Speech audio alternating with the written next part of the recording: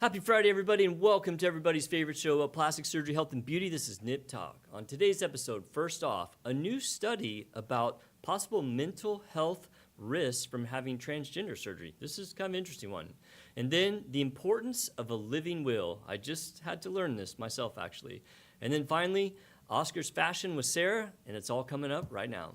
Live from Lincoln Center in the heart of the Dallas Metroplex, this is Nip Talk. An honest and uncensored show about plastic surgery, health, beauty, and lifestyle with your host, plastic surgeon Dr. Bruce Hermann, and your co-host, entrepreneur and social media influencer Sarah Bennett. Now it's time to discuss the good, the bad, and the ugly of the topics everyone is talking about. It's time for Nip Talk.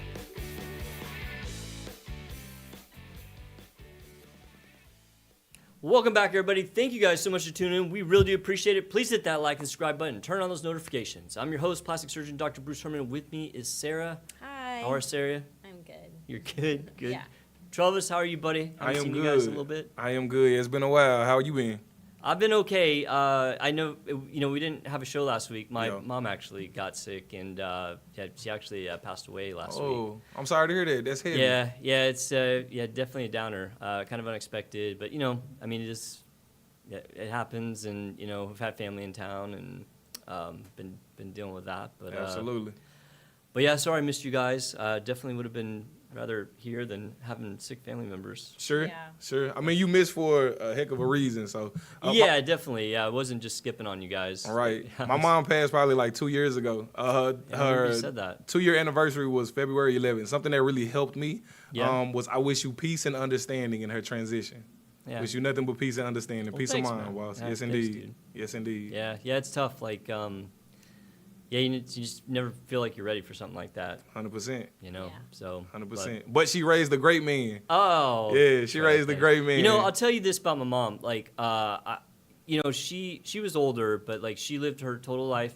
Was living by herself and still had a job and like was doing great up into her 80s. And Yeah. so, I mean, I can only hope that for every one of us. Right. Yeah. Because not a lot of people get that where they're with it and living by themselves and being independent for that long. So, I think she that had. just shows that she was happy.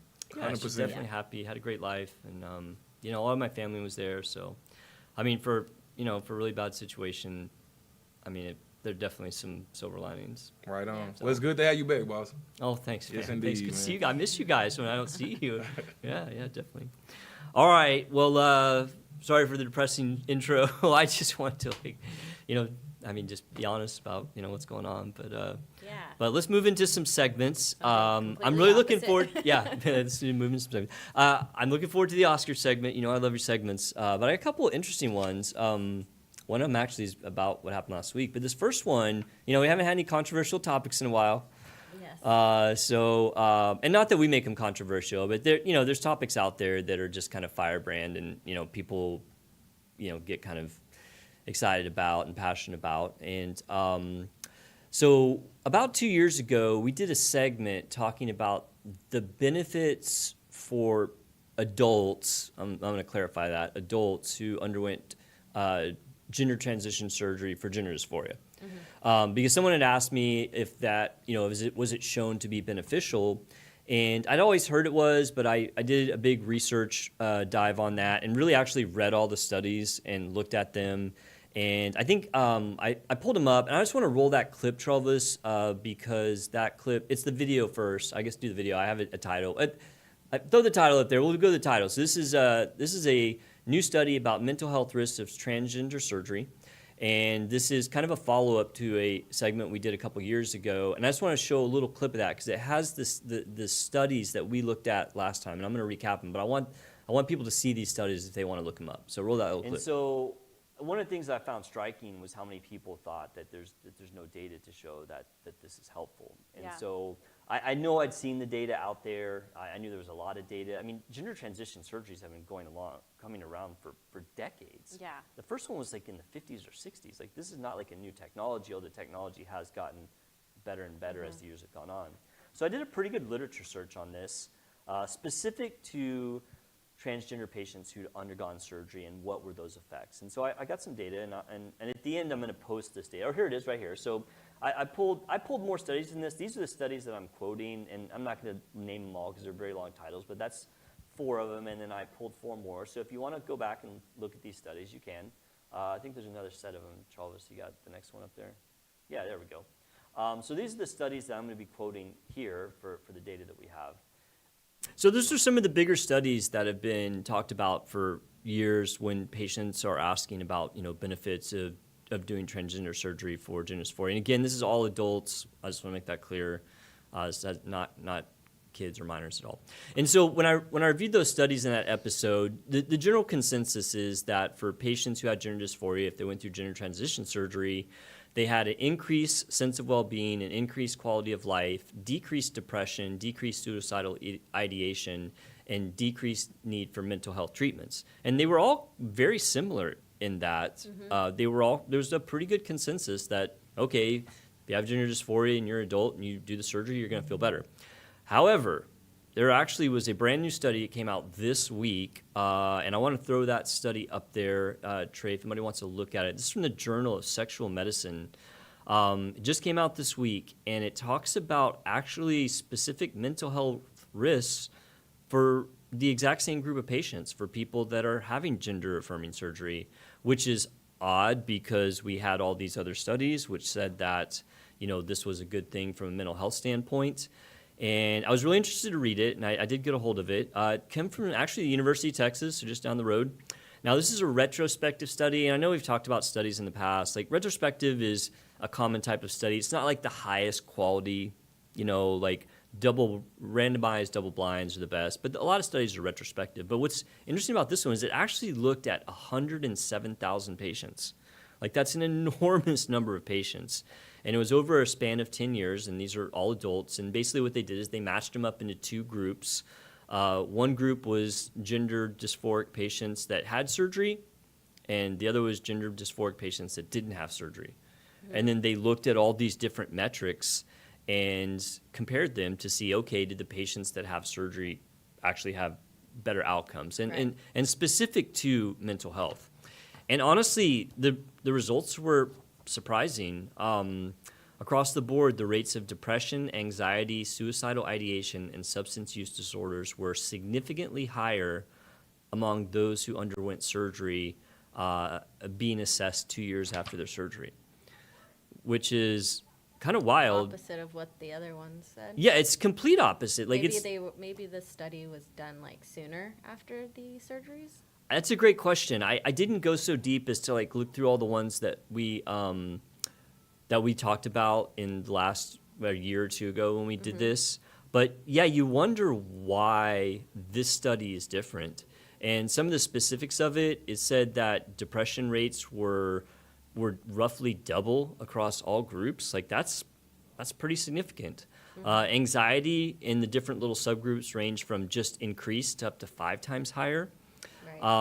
Most notably, male to female transition showed a very high risk of both depression and substance abuse. Yikes. And it's like, what in the world? Why is this study so different than all these other ones that we looked at in the past? And, one thing that I can point out about those previous studies, that I looked at in whatever it was 2 years ago, one thing that was kind of striking to me, and I think I mentioned it in the segment that we did, is that they all had very low patient numbers. Okay. There were some of those studies that had a couple dozen patients, and one of the bigger ones I think had 100 or 200 patients. And so you wonder if maybe, it's weird that they all said the same thing, that yes, this was positive, but this study has 100,000 patients, and so you wonder, maybe were the samples of the other ones not big enough? Well, it's you've talked about it before, when people go through big surgeries, like mommy makeovers, they have to have a realistic expectation of what they're getting. And I feel like when you go through a gender altering surgery, it's it's even huger. Very serious. Huger. It's very serious, and you have to be realistic. You're not you're always going to know that you expectations, right? Yeah.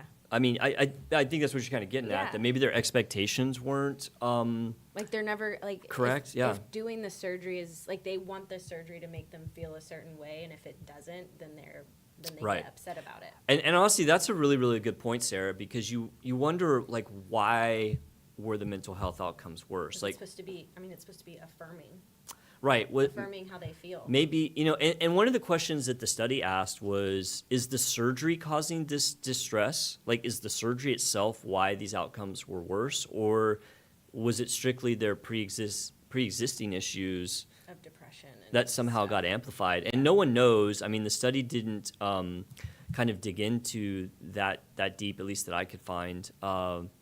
So this is going to be kind of big, I think, and I hate to say this, you know how people politicize this topic.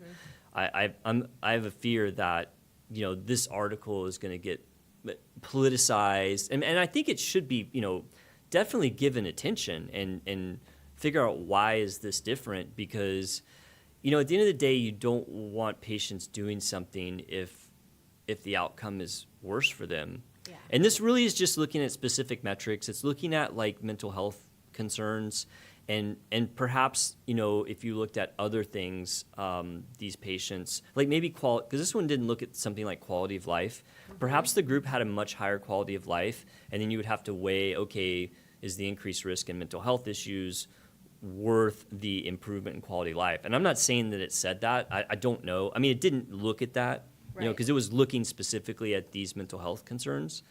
But I do think that this study is probably going to shake things up a little bit, because one, this topic is just a firebrand, and it's become political, and it's sad because these are patients, and at the end of the day, I'd hope everybody wants what's best for them.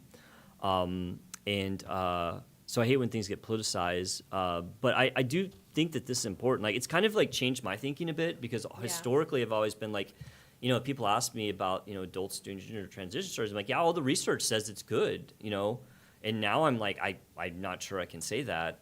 I would say now at this point, well, the older research said it was, good for mental health, but some of the newer research is questioning that, and we got to kind of get to the bottom of it. Yeah.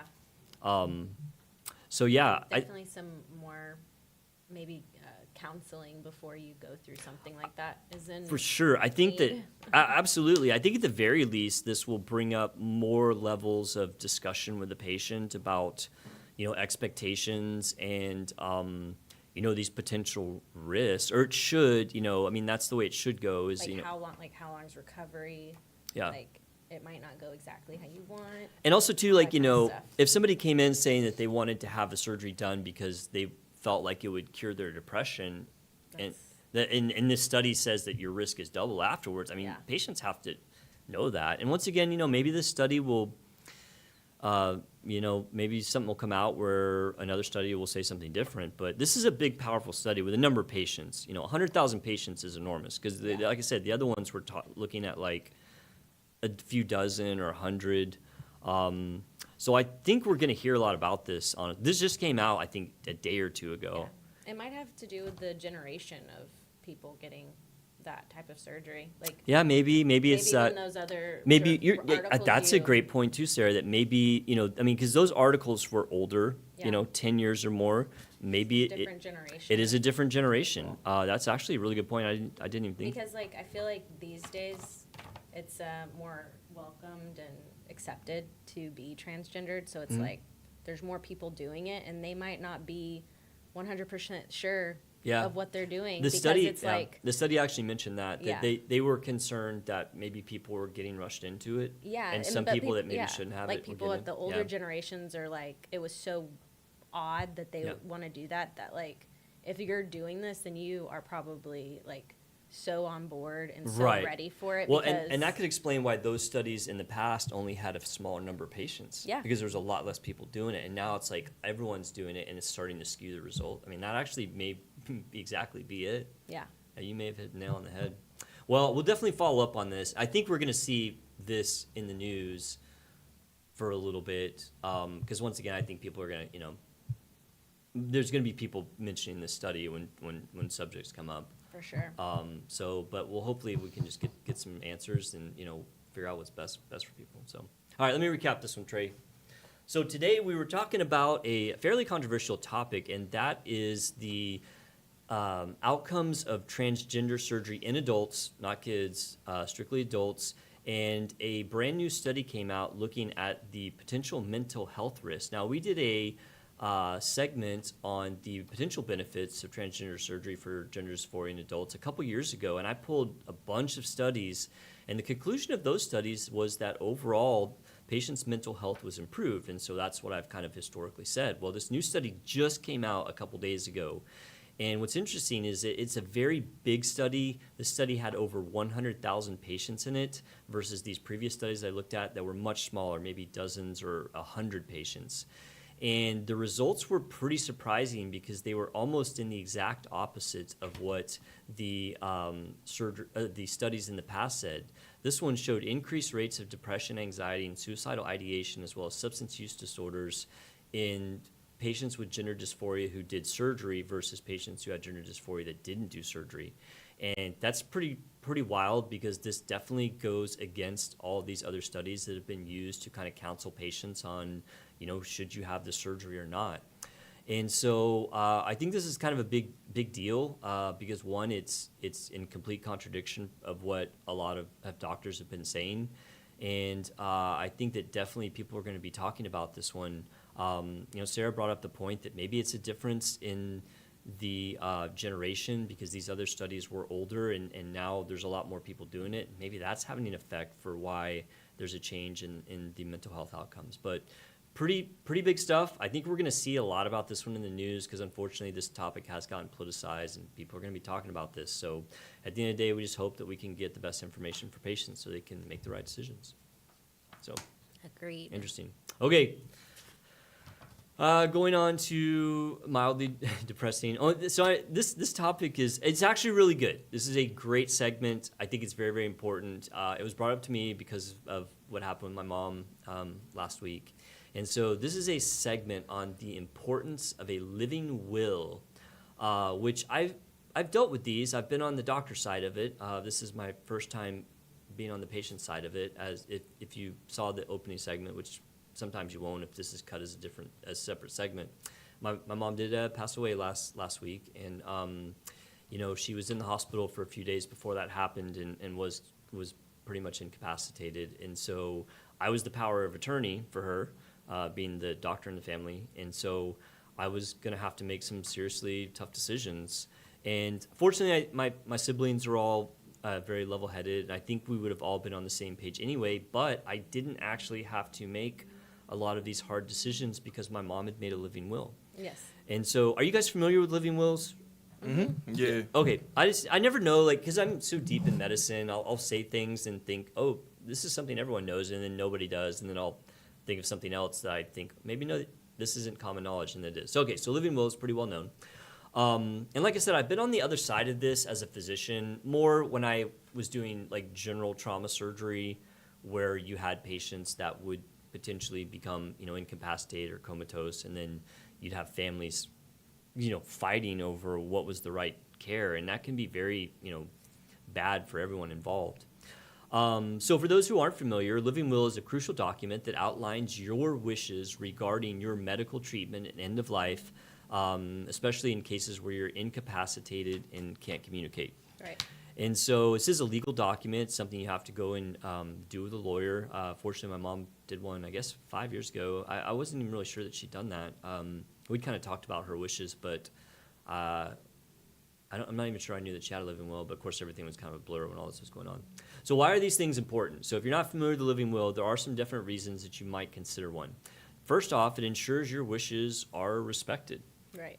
I think we all want to be in charge of our own destiny, and so the living will set preferences for things that are really hard questions, like, do you want to be on a ventilator long term? Do you want to have feeding tubes? Do you want heroic measures taken to try to save your life? And so you can set out all of those in very specific detail so that those wishes are carried out. The other thing that's very important is it does avoid family conflict. Right. I think that's something that we probably would not have had to deal with, but I have seen it firsthand, and it can get really, really bad. Yeah. And, I know that person would want that for their family members, for them to be fighting over what the care is. And so the living will really does kind of eliminate that risk of family having conflict. That's a stressful situation, so nobody needs to be making serious decisions during that time anyways. And that's the next point, Sarah, good job, is that it relieves loved ones of having to make difficult decisions. You know, I always felt pretty good about what my mom wanted, and but I didn't have to kind of be that one to say, you know, hey, we're not going to kind of keep going with this, you know, because my mom had laid it out. So, you know, there's a lot of morally, emotionally, or legally challenging decisions that can be made in situations like this, and, you know, it keeps your loved one from having to do that. It does provide legal protection because a living will is a legal document, and so as long as what's requested in the living will is not unreasonable, like, doctors have to follow it. Right. You know, they can't go off on their own, and not that I think a lot of doctors would, but you never know. I mean, you might get a doctor that's like, oh, no, we can, you know, do this or that, and I mean, I don't know. I mean, you might see that. But yeah, so this is a legal document. So they have to follow as long as it's within reason. Like, you can't say something crazy in there. Got it. I'm trying to think of something crazy, like I'm coming up drawing a blank. It empowers you to make your decisions ahead of time. That all goes back to controlling your own destiny. Right. I mean, who doesn't want to, you know, be able to make their own decisions? It does work in tandem with power of attorney. So there were some things that I had to make decisions on. In fact, I had to make the decision to initiate the living will, which I didn't even know that was a thing. It's been a while since I've been on. You were like, either your mom's in charge still, or you were in charge, and you, yeah, and so you got to make that decision. Correct. Yeah. That's so crazy. the power of attorney has to say we're initiating the living will, which that might be new. I don't remember that back in my days of doing trauma where patients were really, you know, sicker. But I almost knocked over my drink. That would have been exciting. But yeah, nowadays the power of attorney has to kind of has to initiate that, and also the power of attorney still has decisions because they make the unforeseen decisions. Like all the big ones would be made, but like small stuff, you know, you still would make. You know, peace of mind for you and your loved ones. I think that almost everyone would want that, you know, to know that there's not going to be some big problem with you and your family at the end of life. There are a few things to consider if you're considering doing a living will, which, in fact, my wife's like, we need to get a living will. After all this, she's like, we need to get a living will, we need to get a will. I'm like, yeah, I know, we don't have any of that stuff. But your treatment preferences, and that's something lawyers can help you with. You know, you don't necessarily have to go to the doctor. The lawyers who do these things know, you know, and they can go through with you line by line to make sure that, you know, you're hitting all the high spots or high points. Not high spot, high points. You do have to check with your state laws because some states are different concerning the laws of these. I don't know specifically. I think all the states I've been in, they've been pretty straightforward, but maybe there are some states out there where, I don't know, maybe like they could be contested. I'm not sure. I mean, I wouldn't think that, but I just know that certain states have different laws. And then also you can update it as needed. Because, you know, as you get older, you might change your mind. I mean, if you're young, you might say, oh, yeah, do everything, heroic efforts, you know, give me like the full court press to kind of keep me alive. But then, you know, you get up into your 70s or 80s, you're like, you know, I've had a good run and, you know, maybe I don't want to be on a breathing machine or whatever. So if you make it when you're younger, you definitely want to keep it updated. Yeah, my mom has one. I think my oldest sister is Yeah, power and you of mentioned that attorney. you felt like your sisters would be they'd be crazy. yapping. It'd be at crazy each if other. like if something happened. Yeah. Yeah, I think I was fortunate that if she didn't have one, I think it would have been okay. But when my dad passed away, so I have two different sides of family. Like both my dad and my mom were married before they married each other. So I have brothers and sisters on each side. I would not want to have had to go through this with my dad's kids. There's one I'm pretty close to, but the others I'm not, and they're, you know, kind of out there, and so I think that would have been a nightmare. Unfortunately, we didn't have to deal with that. There wasn't like a lot of decisions being made when my dad passed. It was kind of just happened. Yeah.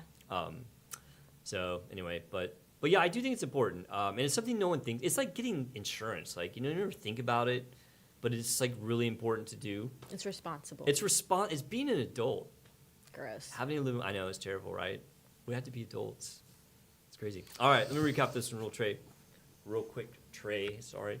So today we were talking about the importance of having a living will, and I unfortunately just had to kind of go through this with my mom, who recently passed away. Unfortunately, she did have a living will. I was the power of attorney, and I would have had to make some very, very hard decisions for her, and also, have the acceptance of my siblings. But fortunately, I didn't have to, because my mom had a living will, which is a crucial document that lays out your preferences for what happens potentially at the end of life, or for medical treatments in case you're incapacitated. And so my mom had made a living will, and I was very, very thankful for that. It laid out exactly what she wanted done, which I felt like I knew, but to have the document there was a lot of peace of mind. It avoided any potential conflicts if what I thought for her was maybe not what my other siblings thought for her. It offers a lot of legal protection, because the doctors have to follow it out as long as it's reasonable selections. It avoids the hard decisions for your family member that they might have to make, which can be very emotionally and just physically hard to do. So if you don't have a living will, I do think it's very important to get one, especially as you get a little bit older, and you have kids who may have to make these decisions. It's definitely something you want to do with a lawyer. It is a legal document, and they'll go over all your options and all your preferences. And if you get one, and you can always update it later in life, so it doesn't have to be a forever thing. You can always change it. So living wills are important. Go out and get one. To-do list. To-do list. Be responsible. I need to get mine. I don't have one, so. All right. I don't think I have. I don't have one. No? All right. Maybe we'll see who gets one first. I'm older than you, so I definitely should get one. I could, just drop dead here at any moment. Shut up. My sister will be, very happy. Not because she would have, money. Not because I passed. Yeah. But because she would have money, I'd leave probably everything to my sister. Oh, yeah, that's I'd have sweet. to.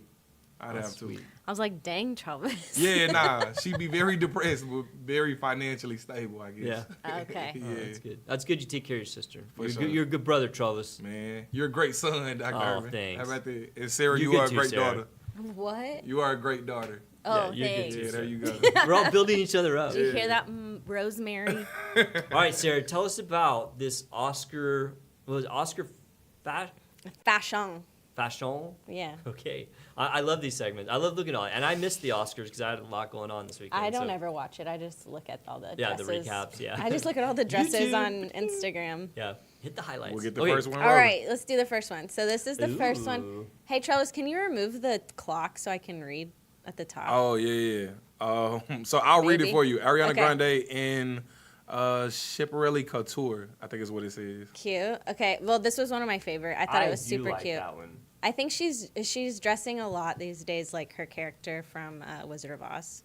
Oh, she's the good she was in The witch. Wizard of Oz. Right. I didn't see that. Did you guys see that? No, I haven't seen it yet. I haven't seen it. It's about to come on like one of the streaming sites. Yeah. It was a play or musical first, right?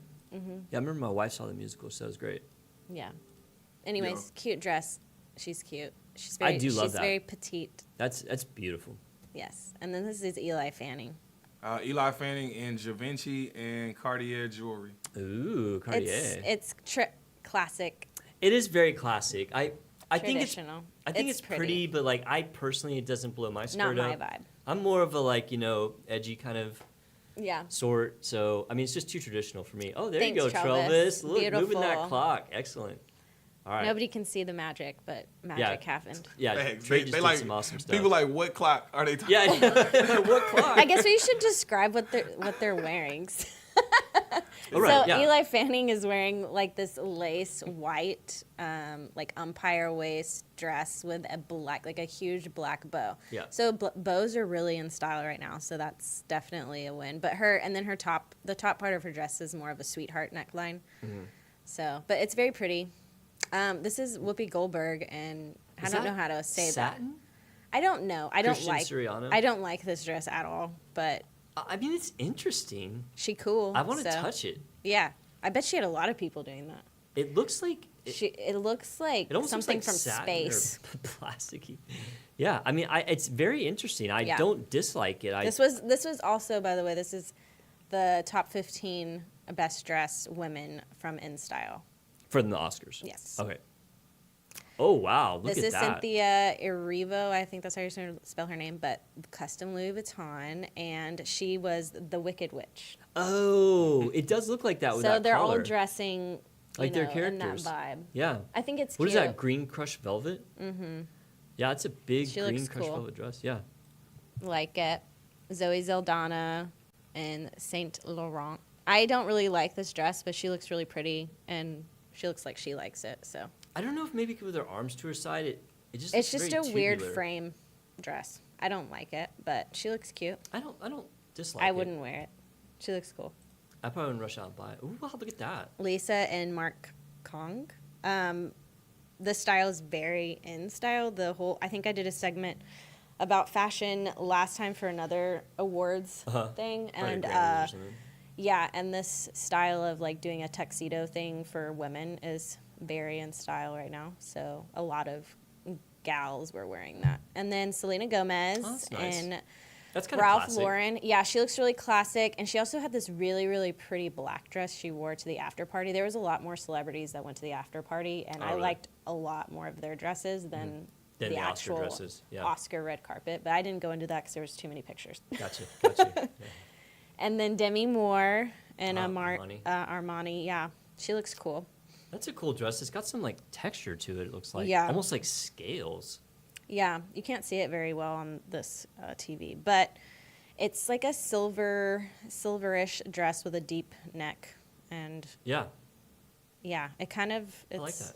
Oh, it's that's cute. nice. Yeah, That's kind of classic. Lapita. I don't know how to say her Lupita last Nyong'o? name. Oh, Yeah, and and Chanel. Chanel. Nyong'o. Yeah, she looks cute. I like that dress.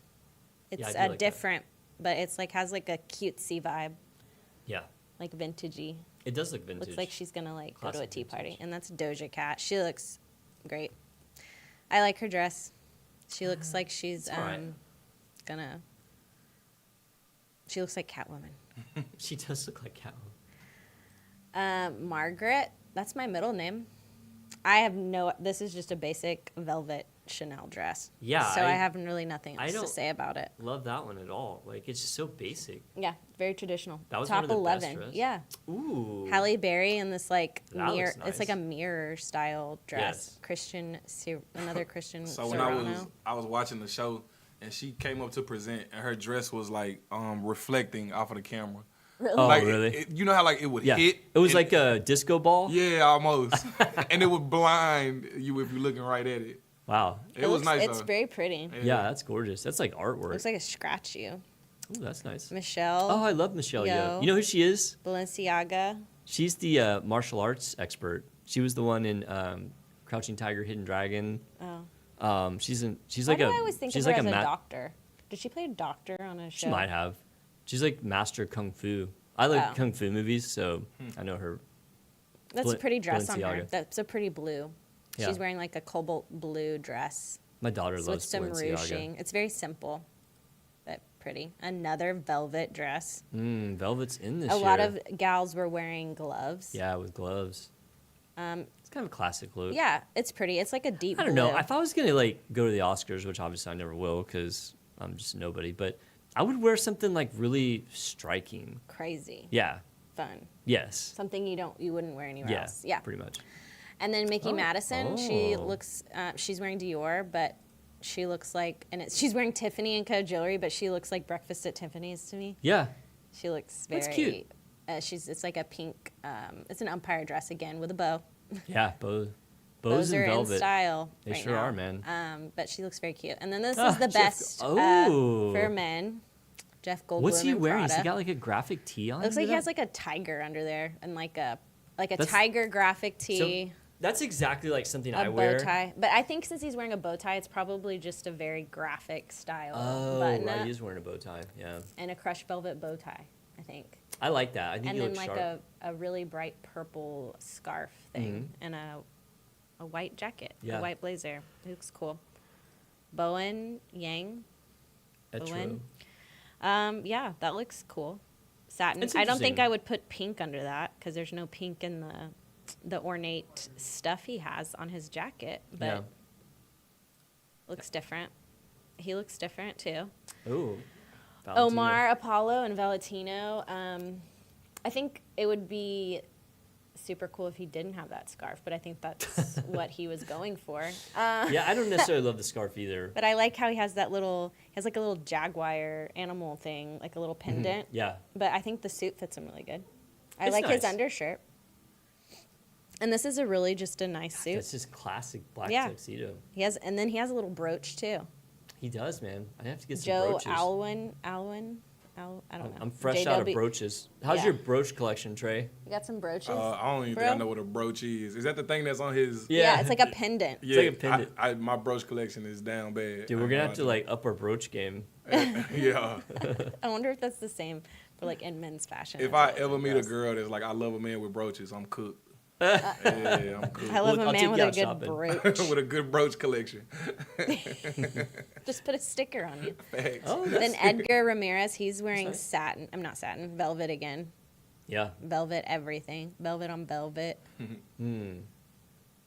I bad. love a velvet couch. And then I really liked his outfit. I thought he always dresses kind of funky. I don't Timothy Chalamet know. and a I don't know if custom I love it. Givenchy. It's not bad. I don't hate it, but I'm looking at all this and like. Well, wow, you would should I have wear saw that? his accessory, which is Kylie Jenner. She Oh. looked pretty, Yeah. but she wasn't on best dress. But she just looked She like just look nice, classic. super pinup girl I like style. that. That's different. Look at that. That's almost like a Yes. bow. He's going for like what's that guy's name? Playboy. Hugh Hefner. Yes, very Hugh Hefner vibe. It almost does look like a robe with the. Yeah. It's the tie around it. Yeah. It's not really a bow. it's Coleman, more of a tie. Domingo, and Valentino. Yeah. He looks good though. It's red. This one's pretty cool. I thought it's a Kind of classy. yeah.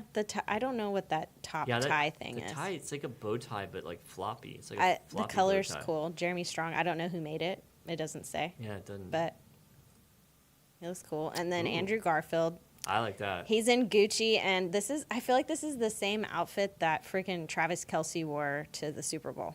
Could be. They look like they are both about to go Twinsies. be pimps on the street.